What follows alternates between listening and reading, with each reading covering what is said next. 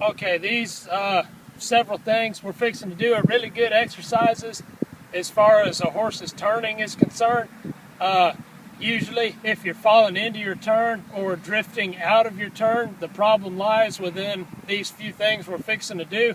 So I do a whole lot of them because it's really, really important that your horse be able to separate the difference in what you're asking for as far as turning concerns. The first one is going to be going into a leg yield. He'll be bent to the left, moving his shoulders to the right, leading his hind end. The second is going to be, I'm going to come right at the snap of a weight shift, I'm going to come in to having her follow her head around in a symmetrical circle, no drift. And then I'm going to spiral down into a spin or a turnaround, and that's covering all three different steps of what the problem could be.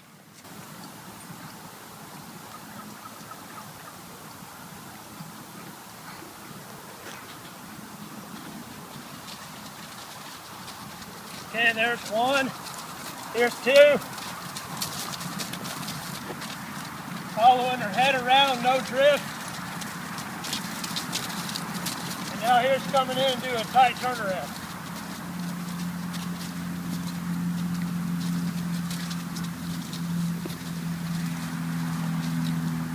Okay, same deal to the right. This is the leg yield. Now, at just a shift of a weight, very easily, I should be able to get her to follow her head around. See the difference there? Here's moving off. This is engaging and coming around. Okay, this is moving up, this is moving off. This is engagement and coming around. It's really important that they know the difference in that. It's good that they can trot these little 5 or 6 foot circles. That's exactly what you're going to do in a tight turn. And then we're going to spiral it down and shorten it up and come into a turnaround.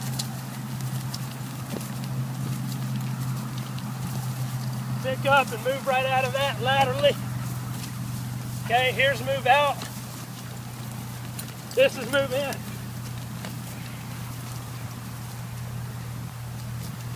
So those few things, it's really important that they can separate the difference in those exercises, because if you're dropping in, it's because you don't have enough forward motion, which would be good to trot these little 5 foot circles.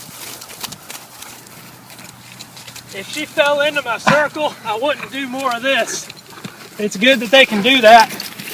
But if she fell into my circle like this, I would just drive her up out of that circle.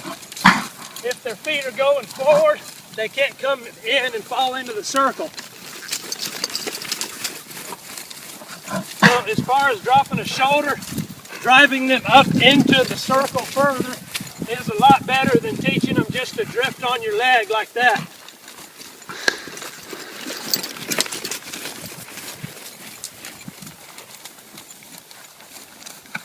Now we'll just switch into a leg yield.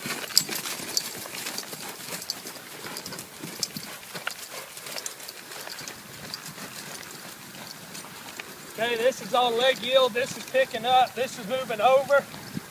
Now, right, on the count of 3, I want to go into a circle where she's actually steering, not just drifting off of my turn. 1, 2, 3.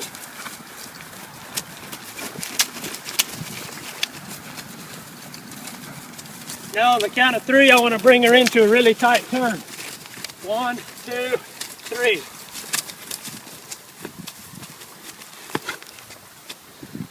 And so it's really, really important that they can really separate the difference in which one of those you're wanting, and you should be able to have them do all 3 of those without having to get way out here or without having to jab a spur into their shoulder. Their feet should be that much in your hands. This is going to be a Hunches in with a left lead canter departure, hopefully. Okay, watch the hind end, see how it's in. Horse's head is bent in the same direction that her hip is going. Her hip should be leading her shoulders, meaning her hip stays level or in front of her shoulders. This is a Hunches in.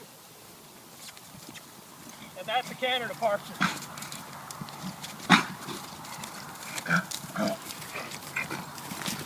it's really important that they can do those canter departures and haunches in. That's eventually what's going to be your lead change coming out of a first barrel or turning with a cow or anything. So it's really good to be able to do hind end to the right, hind end to the left, hind end to the right, hind end to the left, and then switch. Front end to the right, front end to the left, front end to the right, front end to the left. Once you have really good control of those, you can put them all together, and that's going to be your side pass.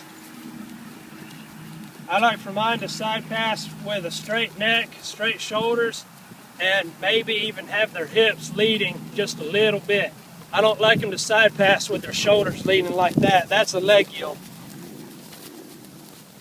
This is a leg yield, but when you stop the front end and bring the hind end in line with the shoulders and then move the whole horse as a single unit, that becomes a half pass, or what Western people call a side pass. It's good if you can have them be soft vertically. This is what fitting them up is supposed to do.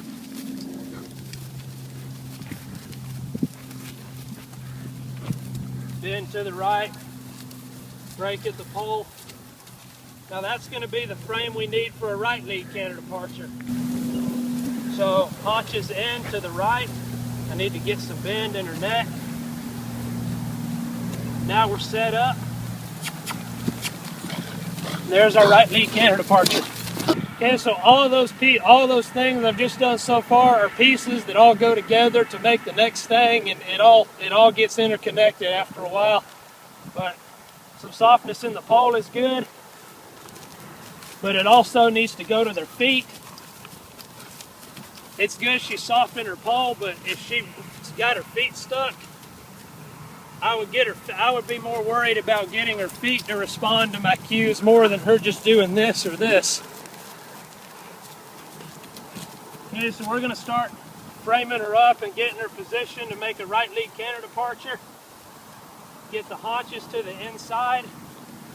Now, as you can see, the haunches are trailing the inside of the circle. Depart. There's our right lead canter departure.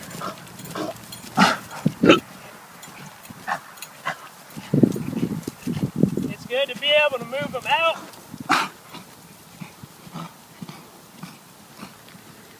But in an instant, you need to be able to have them follow their head around and come on through the turn.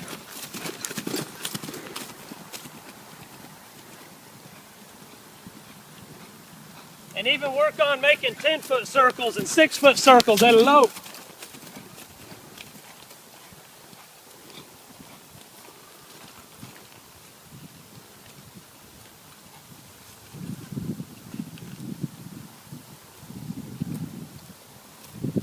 A big 50-foot circle is good, but if you want to ever advance your horse, you've got to start working on the stuff that most people don't want to work on.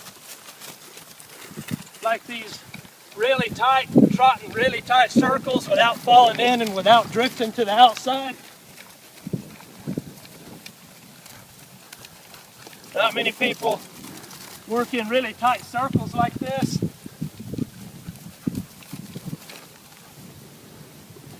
Having the haunches lead the shoulders. I'll head off on a straightaway so you can tell better. Haunches to the right. Now I'll bring the haunches back to the left.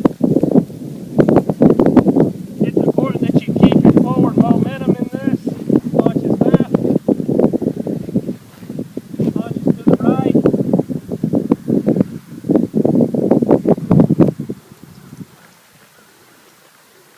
And it's good if you can get your horse's hind end to walk past his front end in these lateral movements. So watch here.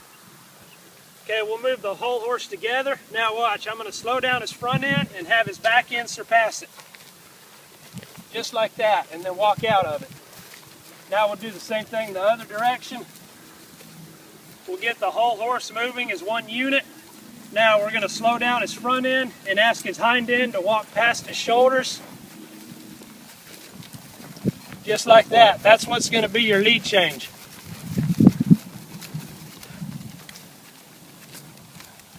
It's really good if you can have your horse coming around a little bit and click to him and jump him out of that. It's really good for a horse to know how to back through his turns. So we're going to back as we bring the shoulders to the right. Back and to the right, back and to the right, back and to the right, back and to the right, back and to the right, back and to the right, back and to the right, back and to the right. Now change it up without losing your backwards. Now bring them back and to the left. It's important to keep them backing in this. Back and to the left, back left, back left. Back and to the left, back and to the left, back and to the left, back and to the left, back and to the left, back and to the left. Now I can also go forward and to the right, which is basically a spin. Notice there's forward motion in that. This is when I take away the forward motion. That would be backing through a turn. This is forward motion, turn to the left.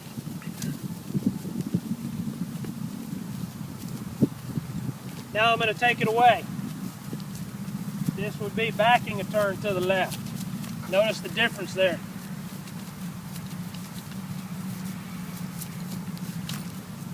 One other thing that will really help a horse in whatever he ends up doing is to have really good rate. Meaning, take them on a 2-mile, 3-mile trail ride and walk, trot, lope, walk, trot, lope. Do like 10 steps in each gait and then start over.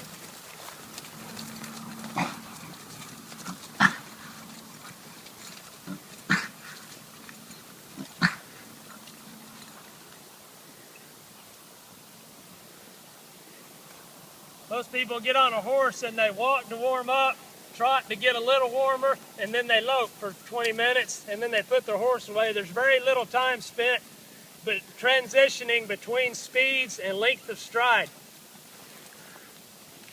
So I'll get on a horse and I'll do this for 30 minutes when she's not coughing.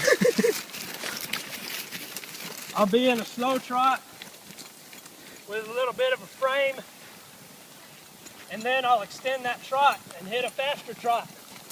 And then I'll come back into a slow trot. Maintain that for a few feet and then extend it. And then I'll come back into a slow trot. Then I'll come down into a walk for 3 steps. Then I'll get back up in a slow trot. Come down to a walk for 2 steps. Hit a trot again. Walk for 3 steps, go right into a long trot. Now I'll go from a long trot straight into a walk.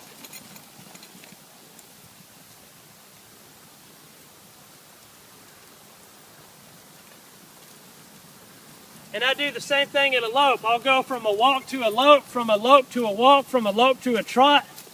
And I'll probably, in a 500-foot stretch, I probably would be in each gait for no more than 4 or 5 strides, and then I'm always changing it so they get used to feeling and separating. And it'd be the same thing all the way up to as fast as your horse could run. Eventually, you'd want to have them going as fast as they could, and then with just the slightest inclination, be able to put them in a walk, a trot, or a slow lope. And that's what rate is. I'm going to go out here to the corner where you can tell really good, and I'm going to have her reached out at a lope pretty good, and then I'm going to rate her down to a stop as smoothly as I can. We'll do a whole bunch of those.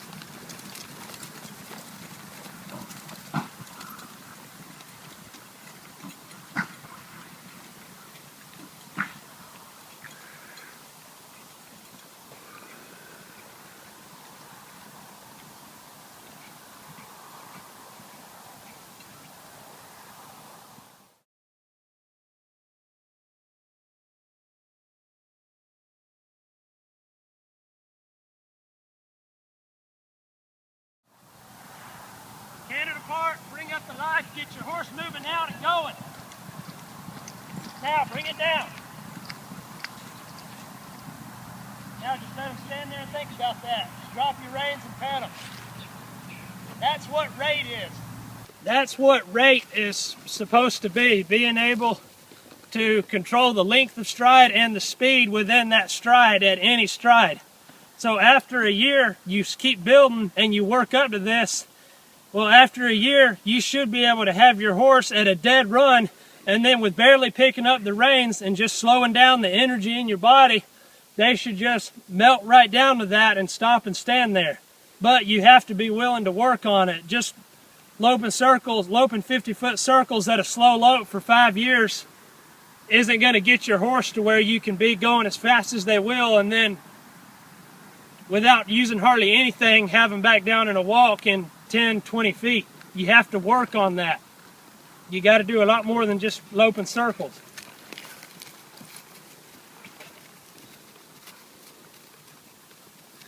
It's good if you can get them soft vertically and laterally. This is lateral softness. That is vertical softness. They need to be able to do both of them. Lateral softness, vertical softness. And it's important that you are always riding your horse up into that. You don't want to pull your horse back to you. You want to get the frame and then ride them up into that frame. You want to drive them from the hind end up into that broken pole and into your hand. You don't want to pull your horse back into that frame. You want to ride them forward into that frame.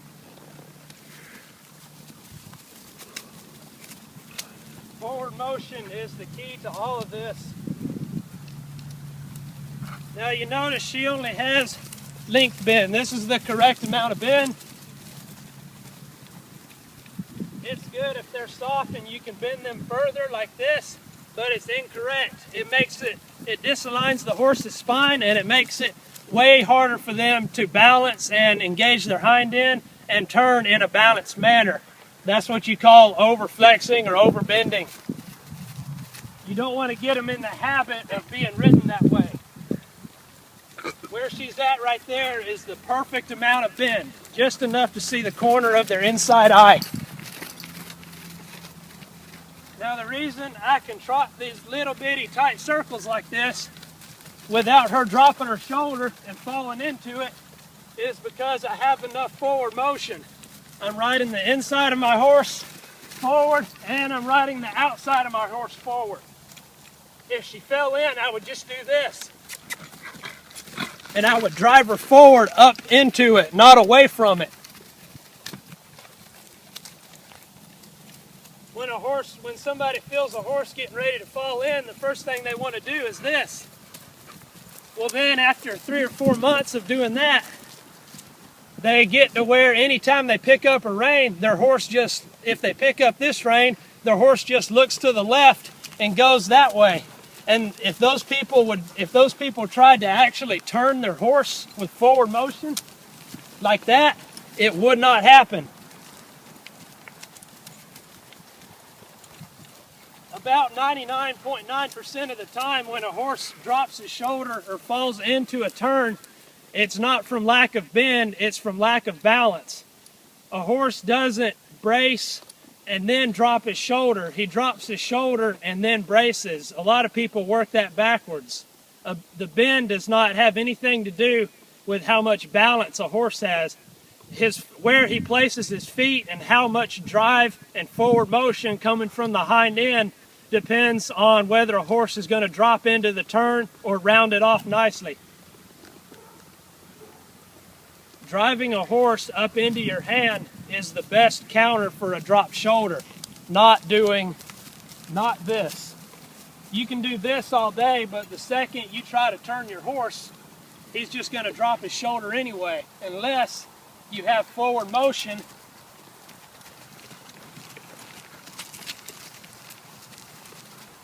You can have some bend in your horse and walk them forward around a turn.